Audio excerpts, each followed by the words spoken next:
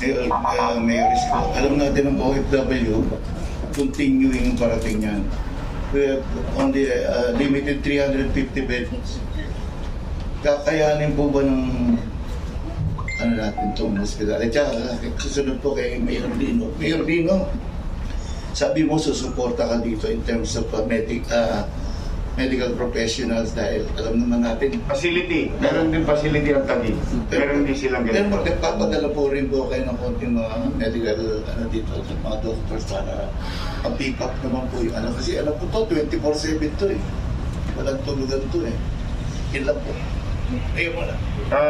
Una, kung yung numerong ganun pinag-uusapan natin, ang straight answer, hindi. Pero, again and again, kung katulad nga nung ginawa dati, acting in unison, this is just another day calling the national government, local government, showing to other local government to act as one. No? Tingin ko, ano naman natin makokontrol. May iba pa namang pasilidad. No?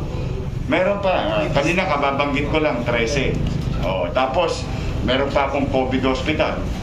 Nasa 500 pa yung COVID bed natin. Ang nakakarga lang sa akin, 100 mahigit yung report kagabi ni Dr. Padilla. So, may elbow room pa. Pero ito kasi ngayon, ang sitwasyon ngayon pa, ayoko kasi yung matakot tayo nang walang basihan. Bago pa man yung mangyari yung ayaw natin mangyari, umaakto na yung gobyerno. Andap na. Naka-andap ngayon. So kasi, yun nga sasabi ko, repeat performance. So you've learned your lesson before, you're gonna do the same thing or better it.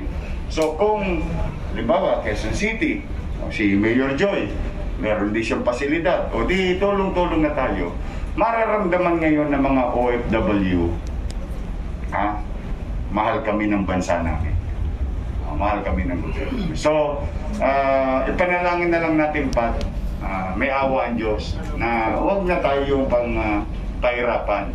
Hindi makaraos tayo sa darating na bagong taon. May awa ang Diyos. Mayor on your part, Mayor Katanungan. Thank you.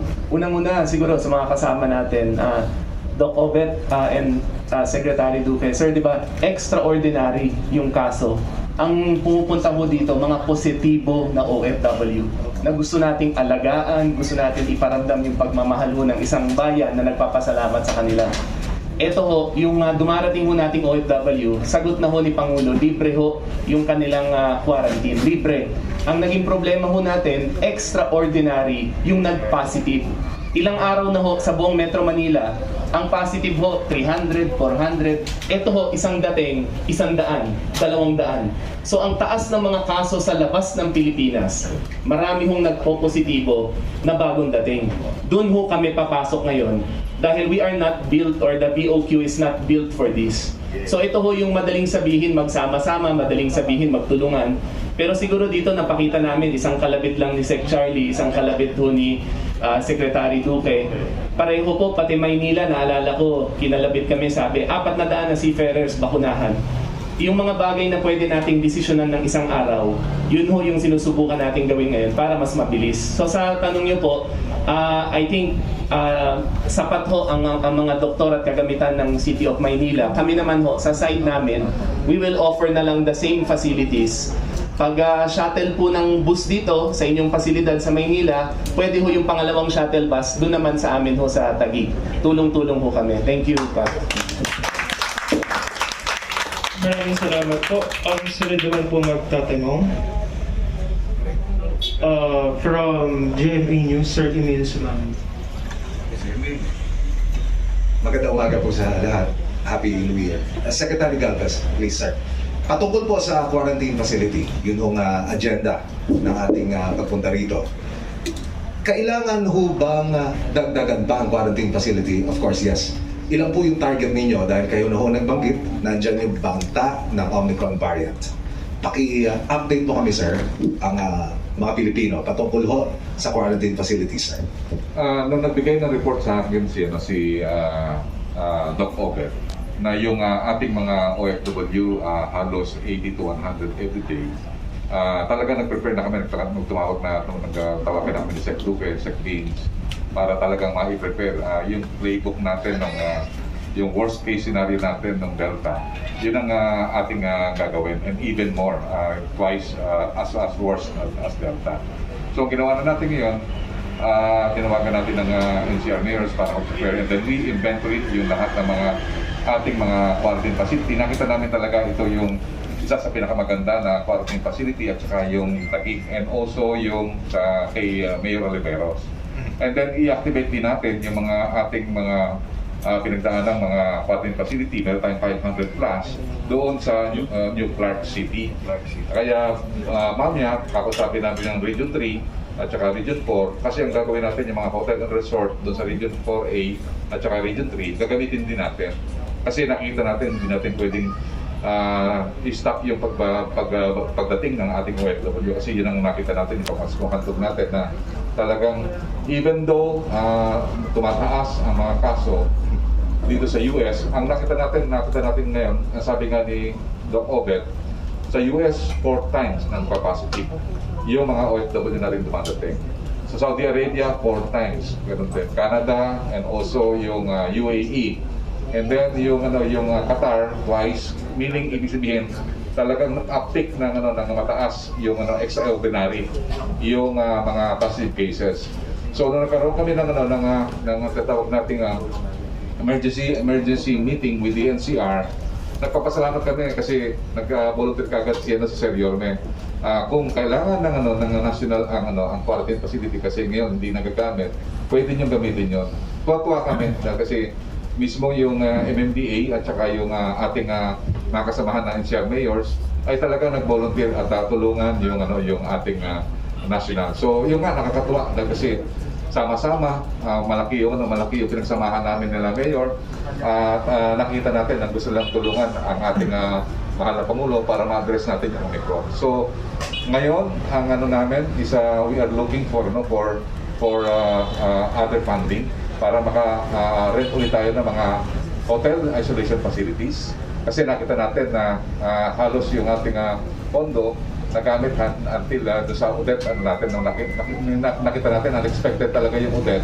So karamihan ng mga pondo natin na reallocate doon sa calamity fund. And yun po, ang po namin, huwag po kayo mag-alala, pinag-uusapan na po natin ng IATF at saka NTF yung playbook natin na yung mga quarantine facilities, yung ating sa PICC, sa ating yung sa dito sa Rizal Coliseum, i-activate natin, and then we will mobilize also the healthcare workers from the military at saka from the PNP. Thank you, Secretary. Thank you. Secretary Duque, sir, please. Yeah, susugal ko lang yung sinabi ni Secretary Galvez. Sa ngayon kasi, ang ating total TTMF beds would be about 135,000, 140,000. And the utilization rate at the moment nationally is about more or less 25%. Of course, in the NCR, medyo sumisipa na yan. Dahil nga nakita naman natin, dumadami na ang mga kinakailangan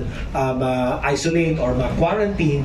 Pero ay kasama na po ito sa amin na ginagawang paghahanda. In fact, nakapagpulong na kami ng 3-4 na beses na mula nung lumabas yung banta ng Omicron. So sabi namin, dapat we have to be proactive. So that has been the manner by which we have been preparing for the Omicron being realized, no, yung threat. So yun lang, mga 20-25% ng ating TTMF, temporary treatment monitoring facilities in terms of utilization. Secretary Duque, may estimate po kayo ng mga plano niyo pang itayo o sakali ko? Depende na yan. Titingnan natin kung gaano kabilis ba ang pagpuno ng ating mga natitirang TTMF bed capacity, and we will make the necessary adjustments. But yesterday, doon sa aming pagpupulong, ang aming napagkasunduan, dahil nga nag-i-evolve itong Omicron, hindi natin talaga makilala ng todo pa sa ngayon, dahil nag-aantay tayo ng sapat na datos at pinakahuling impormasyon, kaalaman, gagamitin na lang natin muna as a proxy proxy indicator natin, yung worst case scenario for Delta surge. Okay? Yung muna ang gagamitin natin pang samantala. Okay, thank you, Secretary. Balikan ko lang po si Secretary Galvez. Sir, kanina ko nanawagan kayo sa publiko na iwasan na ang matataong lugar. Ano po? Dahil nga ako sa banta pa rin yung Omicron na yan. Meron po ba rekomendasyon ang IATF na higpitan ang alert level? Ibalik po tayo sa mas mahigpit. Yun po, masasagot po ni Secretary Duque, sir, please. Siya po ang ano. Salamat. Wala pa. Ang ating recommendation is manatili tayo sa alert level 2 from January 1 to 15. No? Alam natin, kinikilala natin ang tunay na banta ng Omicron, pero meron din tayong batayan sa pagtaas ng alert level o pagbaba. Kung mag-alert level 1, alert level 3, 4. So, sa ngayon, inaantay pa rin natin yung healthcare utilization rate. Yung ito ba ay tumaas na. Sa kasalukuyan, sa NCR tayo, pag-uusapan, mga 24-25% pa lang ang ating healthcare utilization rate.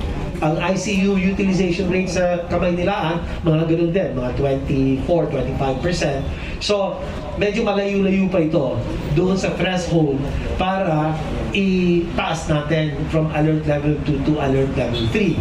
Ang healthcare utilization rate na ginagamit natin na panukatan is kung 50 to 59%, that's low risk. Ang moderate natin is 60 to 69, okay? And then from 70 to 84, that is high risk. And alert level 5, mag-ECQ ka, kung lampas ka ng 85% ang iyong healthcare utilization rate. So far, malayo tayo, asa baba pa tayo.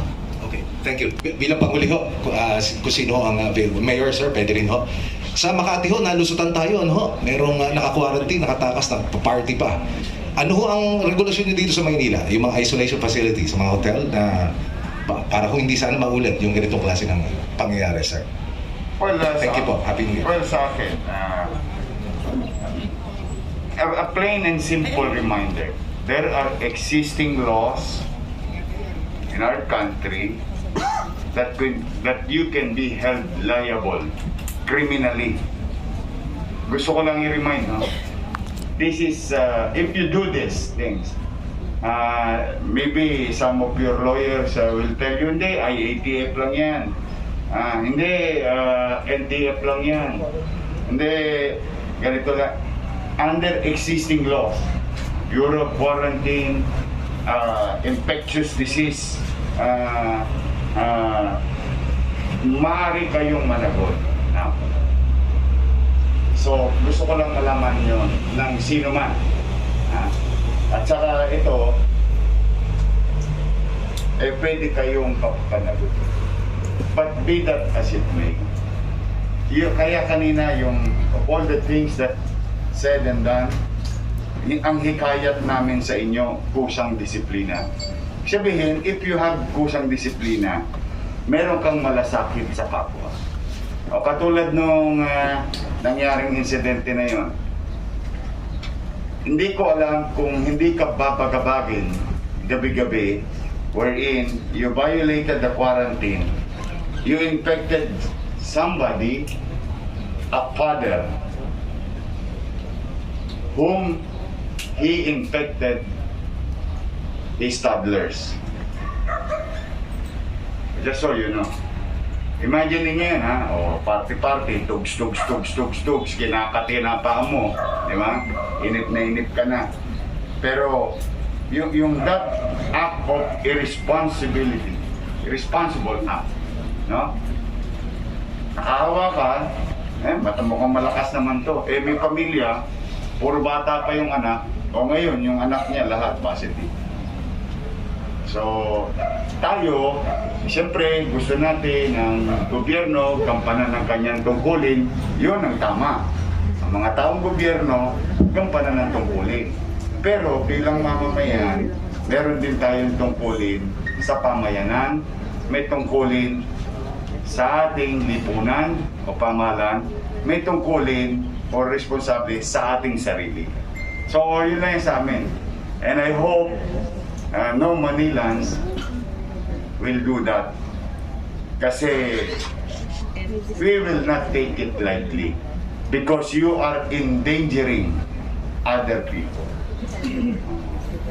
Inilalagay mo sa panganib ang iba. Kung hindi mo mahal ang buhay mo, problema mo yon. Pero kami, mahal namin ang buhay ng mamamayan namin. So I hope you don't do that here. Non-Manilans. I hope. I can only hope. But I'll cross the bridge when we get there. If you violate quarantine code, IATF rule, and other existing laws under infectious disease control laws. Ayun lang. Thank you, Emil. Sir, nagano na po kami ni Sec Duque, Ma'am Berna, at saka po ng BOQ. At ang PNP at ang DILG magbibigay ng additional augmentation. At gagawin nila, magkakaroon sila ng regular inspection at saka mga spot inspection on all hotel isolation areas. At magkakaroon kami siguro ng another meeting para magkaroon ng tinatawag ng more stringent regulations para talagang hindi na tayo magkakaroon. Pagtungtungan ko lang ha. Anyway, pinag-usapan geography. Let me take this opportunity to all hotels, motels. Don't ever violate IATF rule. Okay? If you violate, gusto ko man magtayo ng negosyo, gusto ko man mag-provide ng trabaho sa tao, pero if we are going to endanger by for a fee, babayaran kayo ng pasyente kasi mayaman o kasi elitista, may kaya, may kilala. Tapos kayo kukunin niyo yung pera, mapipilitan akong isara kayo. So I hope, yun, katulad yun, buti may bagong regulasyon. But for now, this is a gentle reminder, mahirap itong sitwasyon natin. Gusto natin mapagaan, tulong-tulong na lang tayo. Tulong-tulong na lang. Na may awa ang Diyos. Maging responsable lang sa isa't isa. But at least, hotels, beware. This is a gentle reminder to, practice due diligence. Dagdagan ko lang, bilisan ko lang, no? Ongoing naman yung investigation na isinasagawa ng BOQ, DOT, DILG, PNP. And we will hold people to account for the breach in the protocols. No? These are clearly well-established protocols. Mga panuntunan na nanggaling sa IATF at ang mga batas katulad ng Disease Notifiable Act or RA 11332. Napakamahalaga po ito. Ang quarantine laws under the BOQ, may mandato po sila. So anybody who will be found guilty of breaching and violating these laws, rules, and regulations will be made to account to the full extent of the law. Okay? They can be charged, indicted for criminal as well as administrative cases. No? So, warning lang po, ayaw na po natin na gawin ito, pero as a period of public health emergency po ang buong Pilipinas ay hindi po pwedeng baliwalain natin o itsekwera natin ang mga batas natin. So, mandato po ng ating gobyerno kay nasyonal or lokal na siguraduhin ipatupad ang batas. Salamat po. Good morning po. I'm Caroline Bosni from CNN Philippines. Siguro mag-follow up na lang din po ako regarding that issue. So far po ba, it's been 2 years na po since pinapatupad natin yung protocols. Meron na po ba tayo na penalize? And at this point, ano po yung nakikita natin possible na mga butas na kailangan nating tugunan? Kasi yun nga po, may mga naririnig din po kasi mga reports na may mga ibang OFW na nakakatakas nga rin po or hindi tumutuloy dun sa quarantine. Magandang umaga po. ang proseso po ng mga arriving OFW natin ay pinagtutulong-tulungan po ng iba't ibang ahensya. Nandito po ang Bureau of Quarantine, ang Department of Tourism, ang OWA, ang PCG at ang Marina. So establish na po yung protocols natin. Mahigpit po ang pagpapatupad natin ng mga protocol na yon, pero hindi nga po natin maiwasan na meron po talagang mga kasama tayo na wala pong disiplina, walang walang disiplina. Kaya nga po sa tulong ulit po nila Secretary Galvez, Secretary Vince at lahat po ng mga mayors natin, magkakaroon po ng mga spot checking, dodoblehin po yung mga manpower ng bawat ahensya para po mas mabantayan natin yung proseso po kay ng quarantine hanggang makalabas po sila safely makabalik sa tahanan nila. Salamat po. Pero may na-penalize na po ba at this pass? Ako, lahat po ng mga nagbe-break ng protocol po, na-identify po natin yung mga sinasabi pong hindi, kasi na hindi tumutuloy sa hotel, nate-trace po natin yon at naibabalik po sa quarantine or nai-endorse sa mga LGU. May mga nakasuhan na po tayo at ito pong particular na case na recently nangyari, naka-ready na po yung complaint natin. Kaya para po, kami po ang complainant, BOQ, DOH po, para po maging example na hindi po dapat i-violate yung quarantine laws dahil po malaki ang epekto natin nito sa community. Salamat po. And then, my next question po, tama po ba yung nabanggit po ni Secretary Galvez na sa ngayon 80 to 100 returning Filipinos yung nagpa-positive? And if yes po, gaano kalaki po yung difference nito dun sa daily na nagpa-positive in the previous months, and kakayanin sa ngayon po ba ay may sapat pa po ba tayong quarantine facilities for them? Thank you.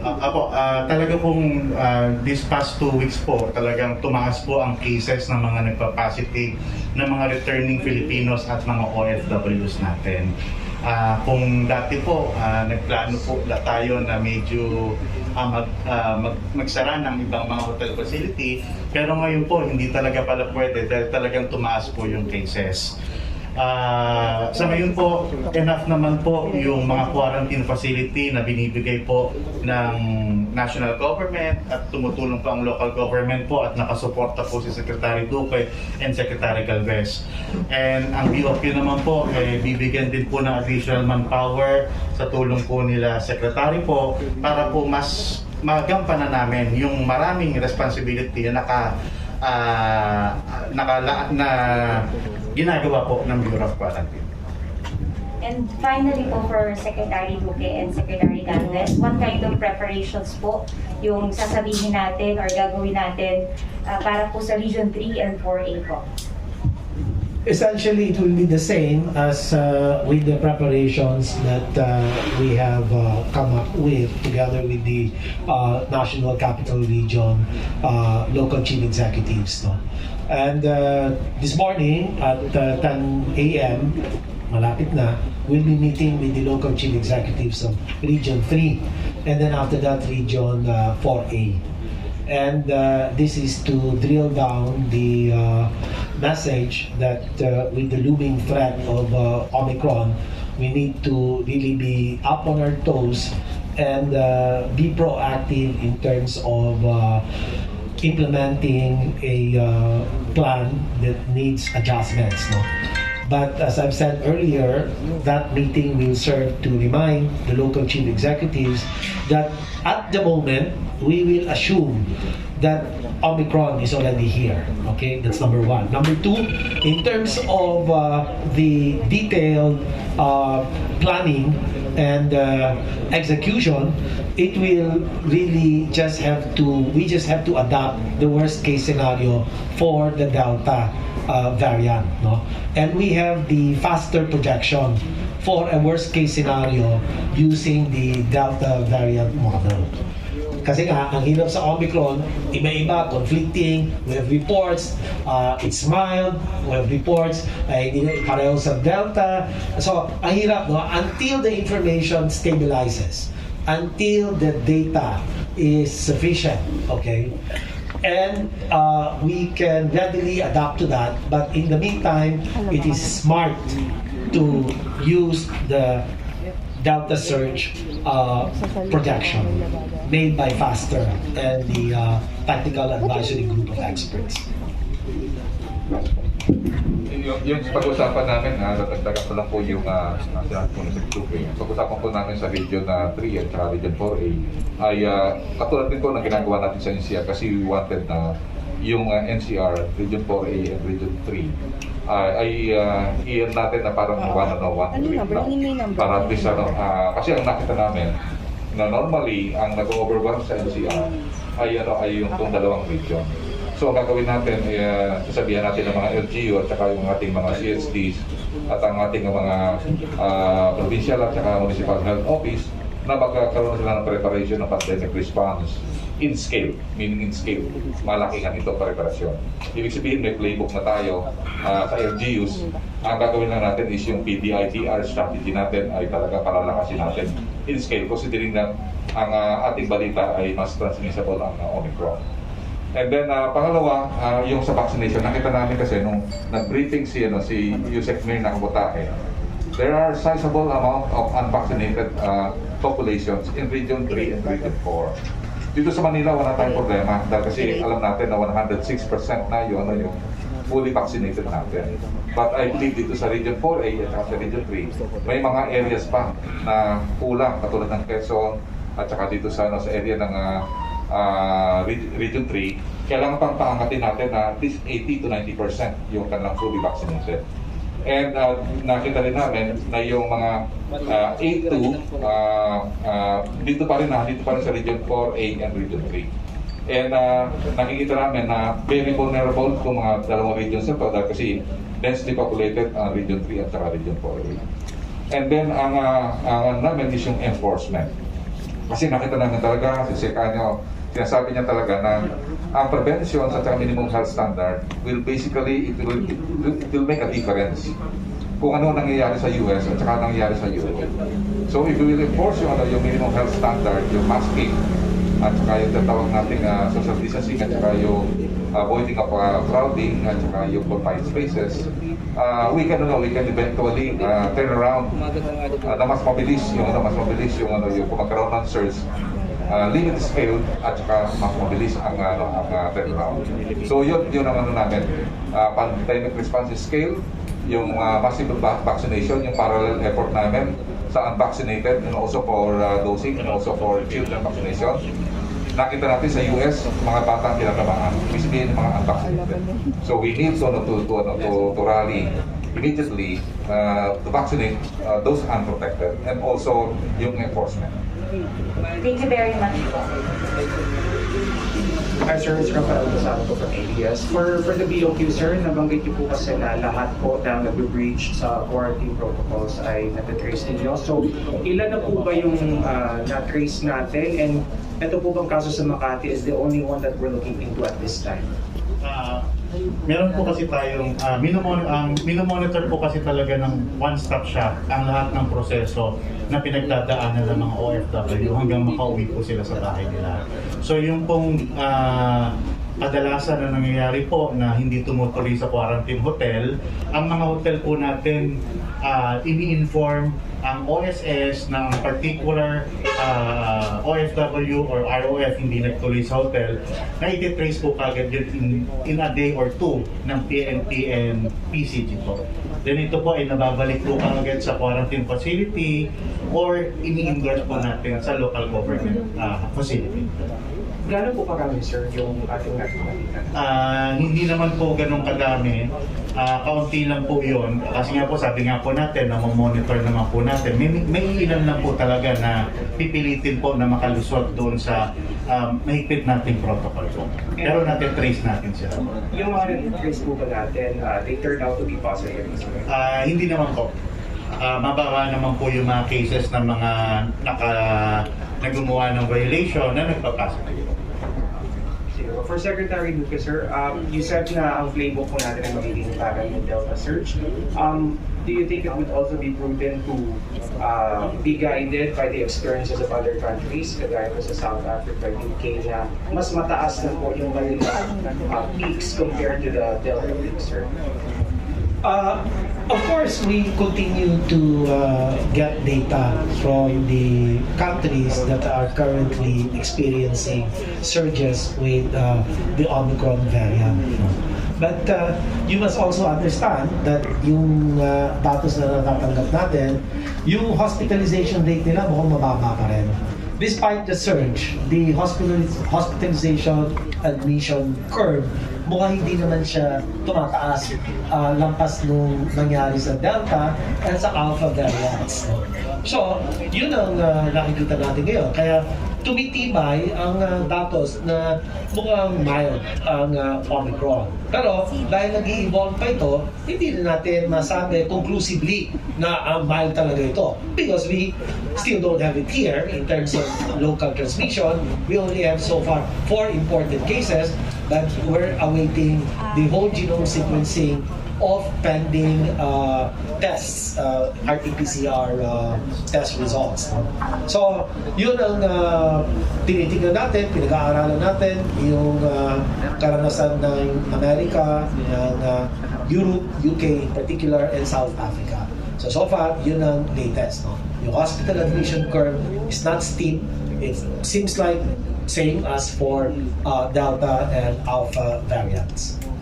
Sir, yung kaso po natin in the previous days na nasa 300, 400, and then unti-unti po siyang tumataas. Would it be prudent also for the public to think that this is also driven by the Omicron?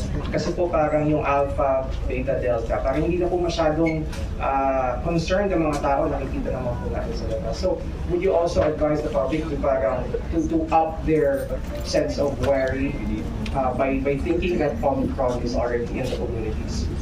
Yun po yung sinabi natin kanina, it is prudent to assume na the Omicron is already in circulation or is already in the communities, absent, of course, a definitive whole genome sequencing results to support that theory, okay? But it is good to already assume for purposes of planning, for purposes of communication. Okay, because I would like to take this opportunity, gusto kong bigyan din na nalampasan natin yung Alpha, yung Gamma, yung Delta. Last year, noong nagkaroon tayo ng surge ng July, August, tandaan niyo ni isang patak ng bakuna, wala tayo. Okay? Pero we managed to bring it down and plateaued for about 4 to 5 months until it spiked again in March and April. What did we do to bring down the cases? We had no vaccines, no? And we relied solely on our people's disciplined compliance with the minimum public health standards. So, mask, distancing, hand hygiene, at pag-iwas sa mga kulog na lugar, mataong mga lugar, yung mga close contact settings, ay nakita naman natin na tagumpayan natin na pababa ang kaso. Pasok ng 2021, okay? March, April, okay? Nag-alpha variant tayo, nag-surge tayo, 2 million lang ang bakuna natin, di ba? Sa Galvez, puros donasyon pa. So walang-wala talaga epekto yon. Pero ano nangyari? Napababaan din natin dahil nga tayo ay nasunod at sana patuloy na sumunod ngayon lalo ng pagdiriwang ng Kapaskuhan at sa pagsalubong ng bagong taon, mag-mask pa rin tayo, mag-social distance pa rin tayo, mag-hand hygiene pa rin tayo, umiwas pa rin tayo sa mga mataong lugar at mga kulog na lugar. Ano? So, we are doing that and of course now, in August-September surge, when we had the highest reported cases, sometime in September, we had about 26,000. But the 7-day moving average, pinakamataas natin, 21,000 to about 22,000. Remember, we never reached 40,000, 50,000, like India, Malaysia, Vietnam, Indonesia, okay? Why? I would like to believe that ang mga kababayan natin ay maayos sumunod. Pero minsan, nagiging pabaya din, lalo na sa mga ganitong panahon ng pagdiriwang. Kanya, kinakailangan ko po ang tulong ng ating mga pamahalaan lokal, ang mga ekutibo, at lalo-lalo na ang papel ginagampanan ng media. Dahil kayo ang nagpaparating ng mga mahalagang mga impormasyon para ang kaugalian na ipinamamalas ng ating mga kababayan ay angkop sa ating kagustuhan na ma-contain, bagkus mapababa ang ating mga kaso para ang ekonomiya natin ay patuloy na lumago, bukas at mawala yung unemployment, bumaba yung unemployment rate, yung ating GDP tataas, yung ating buwis na kukolektahin tataas. Kailangan po talaga ay umandar ang ating pong ekonomiya. So ito ang ginagawa natin. Thank you, sir. Salamat po. Thank you po. Down to our last two questions from TV5 and Net25. Hi po, Gregor from TV5. Sir, yung 4 Omicron cases natin were all imported, tama po ba? Having this fact po, are there any considerations of extending the current 14-day quarantine for OFWs to probably prevent the transmission of Omicron variant in community? Right now, there is no recommendation coming from our experts, no, to adjust the current quarantine protocols from of travelers coming from the red, yellow countries. No? So pareho pa rin, but of course, situation remains fluid vis-a-vis the evolving Omicron variant. So the IATF is open to whatever new set of recommendations our experts will bring to us in our next meeting on Tuesday next week. Last clarification lang po, yung sa investigation with regards to the allegedly nakatakas from quarantine facility, isa po ba sa tinitingnan nating angulo doon sa investigation yung sinasabing meron daw mga kakilala or they pulled some strings for them to go out from the facility? That's why the investigation is now being conducted, precisely to establish the circumstances where this breach in our protocols was committed. Okay, so we will just await for the results of the investigation, and of course, the persons identified will be subjected to due process. So that is now where we are, and we will wait for the full report once investigation is concluded. Thank you, sir. Big Samita po from Net25. I would like to address my question to Secretary Pupi or Secretary Redz. Sir, gaya po ng sinabi po ninyo, i-assume na natin na si Omicron variant nasa paligid na natin. Nasa kasalukuyan pa tayo ng holiday season fever. Naobserbahan po namin sa mga pag-ikot namin, karamihan sa mga matataong lugar like shopping malls, yung kanilang mga security parang hindi na nagpo-comply sa standard health protocol. My question is, ano po yung compliance ng mga local government units natin doon sa standard health protocol natin, mas hugas, iwas?